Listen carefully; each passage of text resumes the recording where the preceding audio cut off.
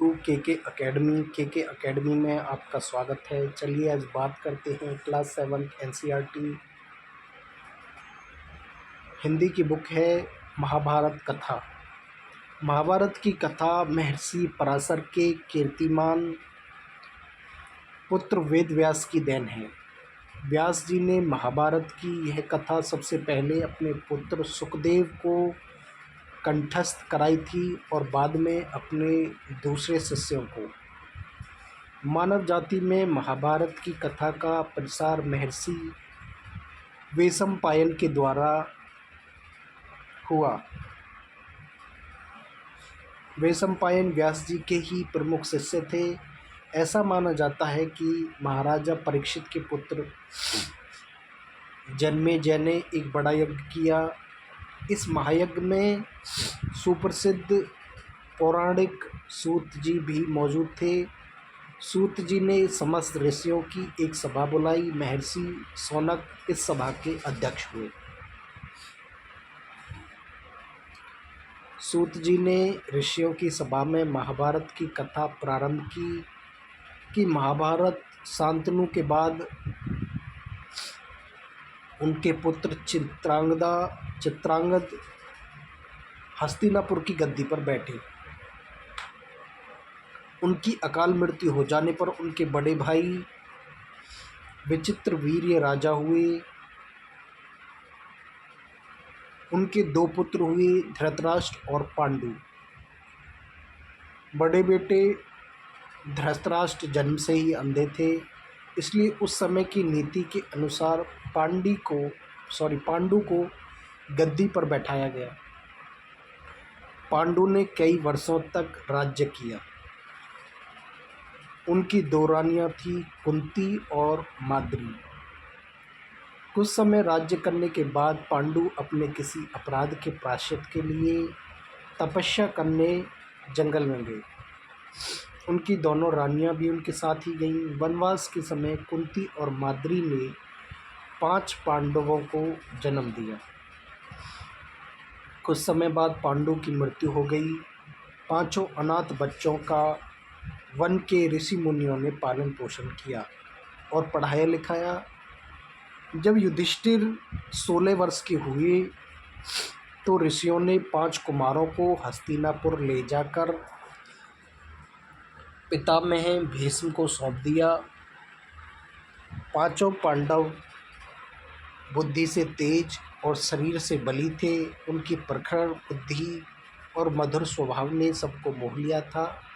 यह देखकर धृतराष्ट्र के पुत्र कौरव उनसे जलने लगे और उन्होंने पांडवों को तरह तरह से कष्ट पहुंचाना शुरू किया। दिन पर दिन कौरवों और पांडवों के बीच वैरभाव बढ़ता गया। अंत में पितामह भीष्म ने दोनों को किसी तरह समझाया और उनके बीच संधि कराई।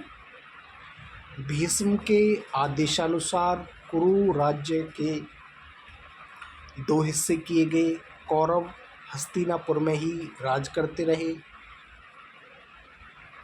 और पांडवों को एक अलग राज्य दे दिया गया, जो आगे चलकर इंद्रप्रस्थ के नाम से मशहूर हुआ। इस प्रकार कुछ दिन शांति रही। उन दिनों राजा लोगों में चौसर खेलने का आम रिवाज था। राज्य तक की बाजियां लगा दी जाती थी। इस रिवाज के मुताबिक एक बार पांडवों और कौरवों ने चौपड़ खेला।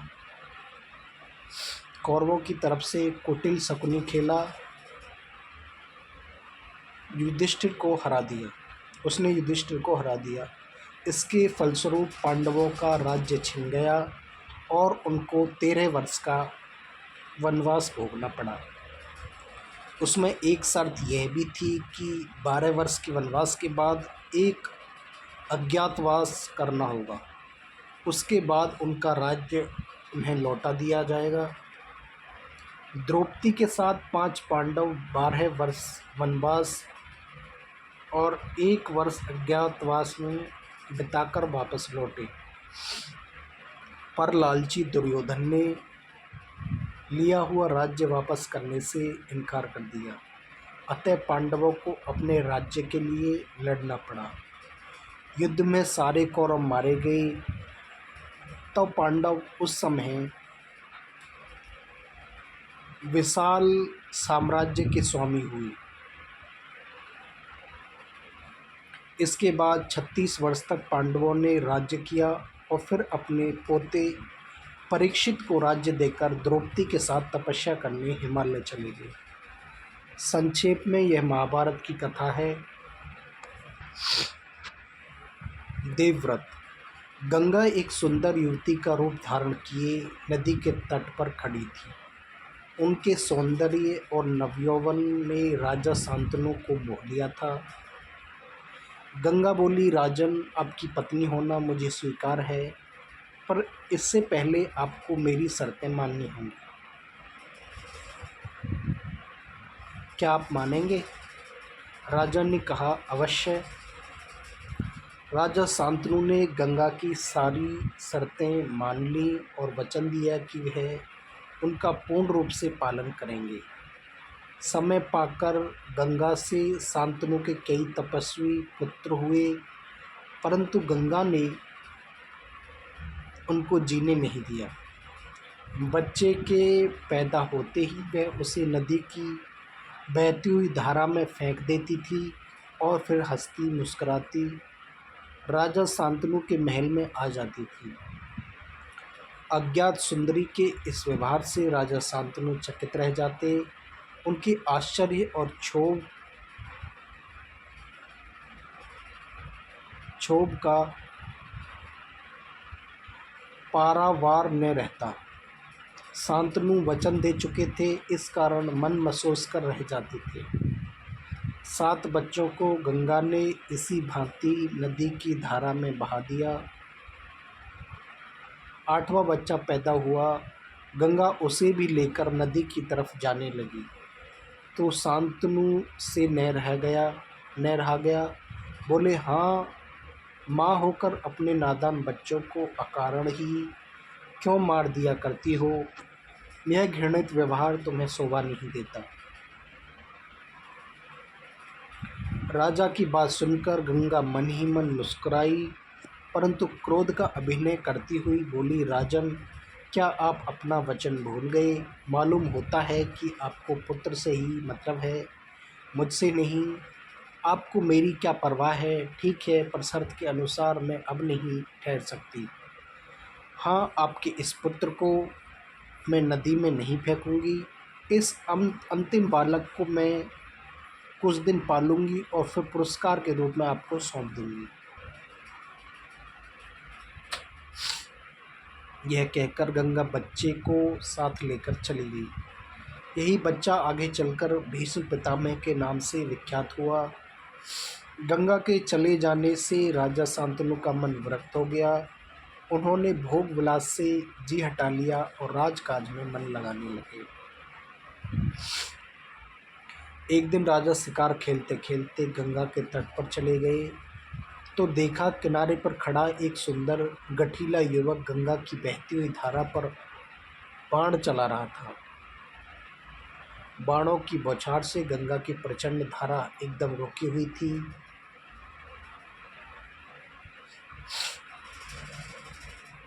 यह दृश्य देखकर शांतनु दंग रह गए। इतने ही राजा के सामने स्वयं गंगा आकर उपस्थित हो गई। गंगा ने युवक को अपने पास बुलाया और राजा से बोली, राजन, पहचाना मुझे और इस युवक को? यही आपका और मेरा 8वां पुत्र देवव्रत है। महर्षि वशिष्ठ ने इसे शिक्षा दी है। शास्त्र ज्ञान में शुक्राचार्य और रण कौशल में परशुराम ही इसका मुकाबला कर सकते हैं। यह जितना कुशल योद्धा है उतना ही चतुर राजनीतिज्ञ भी है। आपका पुत्र मैं आपको सौंप रही हूँ। अब ले जाइए इसे अपने साथ। गंगा ने देवव्रत का माथा चूमा और आशीर्वाद देकर राजा के साथ उसे विदा कर दिया। तीन भीष्म पितामह, भीष्म प्रतिज्ञा।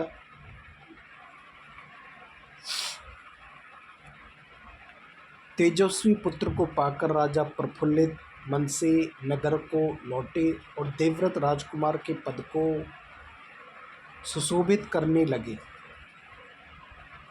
4 वर्ष और बीत गए। एक दिन राजा शांतनु यमुना तट की ओर घूमने गए तो वहाँ अप्सरा सी सुंदर एक तरुणी खड़ी दिखाई दी।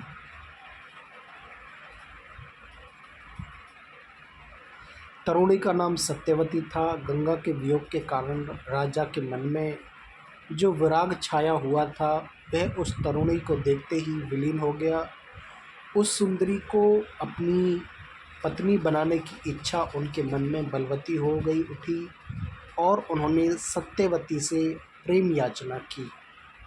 सत्यवती बोली, मेरे पिता मल्लाहों के सरदार हैं, पहले उनकी अनुमति ले लीजिए, फिर मैं अपनी पत्नी आपकी पत्नी बनने को तैयार हूँ। राजा शांतनु ने जब आपकी इच्छा उन पर प्रकट की तो केवटराज ने कहा, आपको मुझे एक वचन देना होगा। राजा ने कहा, जो मांगोगे दूंगा, यदि वह मेरे लिए अनुचित न हो। केवटराज की शर्त राजा शांतनु को नागवार लगी। गंगा सुत को छोड़कर अन्य किसी को राजगद्दी पर बैठाने की कल्पना तक उसने उनसे न हो सकी। निराश और उद्विग्न मन से वह नगर की ओर लौट आए। किसी से कुछ कह भी न सके, पर चिंता और उनके मन को कीड़े की तरह कुतर कुतर कर खाने लगी। देवव्रत ने देखा कि उसके पिता के मन में कोई न कोई व्यथा समाई हुई है। एक दिन उसने शांतनु से पूछा, पिताजी, संसार का कोई भी सुख ऐसा नहीं है जो आपको प्राप्त न हो, फिर भी इधर कुछ दिनों से आप दुखी दिखाई दे रहे हैं। आपको किस बात की चिंता है? यद्यपि शांतनु ने गोलमोल बातें बताई, फिर भी कुशाग्र बुद्धि देवव्रत को बात समझते देर न लगी।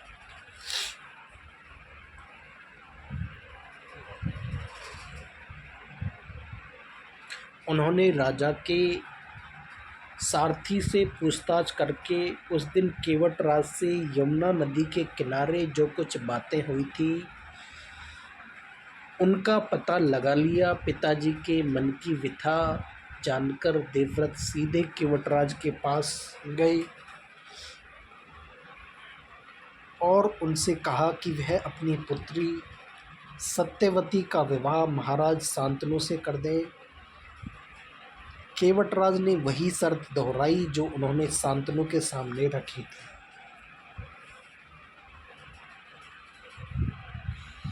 देवव्रत ने कहा, यदि तुम्हारी आपत्ति का कारण यही है तो मैं वचन देता हूँ कि मैं राज्य का लोभ नहीं करूँगा। सत्यवती का पुत्र ही मेरे पिता के बाद राजा बनेगा। केवटराज इससे संतुष्ट न हुए। उन्होंने और दूर की सोची। बोले, आर्यपुत्र, इस बात का मुझे पूरा भरोसा है कि आप अपने वचन पर अटल रहेंगे, किंतु आपकी संतान से मैं वैसी आशा कैसे रख सकता हूँ? आप जैसे वीर का पुत्र भी तो वीर ही होगा। बहुत असंभव है कि वह मेरे नाती से राज्य छीनने का प्रयत्न करे। इसके लिए आपके पास क्या उत्तर है? केवटराज का प्रश्न अप्रत्याशित था। उसे संतुष्ट करने का यही अर्थ हो सकता था कि देवव्रत अपने भविष्य का भी बलिदान कर दे, किंतु पितृभक्त देवव्रत इससे जरा भी विचलित नहीं हुए। गंभीर स्वर में उन्होंने यह कहा, मैं जीवन भर विवाह नहीं करूँगा, आजन्म ब्रह्मचारी रहूँगा, मेरे संतान ही न होगी। अब तो तुम संतुष्ट हो। किसी को आशा न थी कि तरुण कुमार ऐसी कठोर प्रतिज्ञा करेंगे। देवव्रत ने भयंकर प्रतिज्ञा की थी, इसलिए उस दिन से उनका नाम भीष्म पड़ गया। केवटराज ने सानंद अपनी पुत्री को देवव्रत के साथ विदा किया। सत्यवती से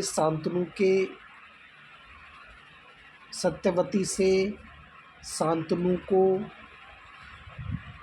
2 पुत्र हुए, चित्रांगद और विचित्रवीर्य। शांतनु के देहावसान पर चित्रांगद हस्तिनापुर के सिंहासन पर बैठे और उनके युद्ध में मारे जाने पर विचित्रवीर्य की 2 रानियां थी, अंबिका और अंबालिका। अंबिका के पुत्र थे धृतराष्ट्र और अंबालिका के पांडु। धृतराष्ट्र के पुत्र कौरव कहलाए और पांडु के पांडव। महात्मा भीष्म शांतनु के बाद से कुरुक्षेत्र युद्ध का अंत होने तक उस विशाल राजवंश के सामान्य कुल नायक और पूज्य बने रहे। शांतनु के बाद कुरुवंश का क्रम यह रहा। शांतनु की 2 रानियां गंगा से देवव्रत, सत्यवती से चित्रांगद और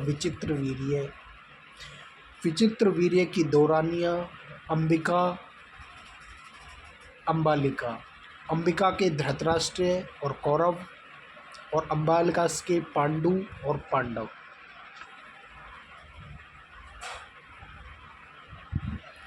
अंबा और भीष्म सत्यवती के पुत्र चित्रांगद बड़े ही वीर परंतु स्वेच्छाचारी थे।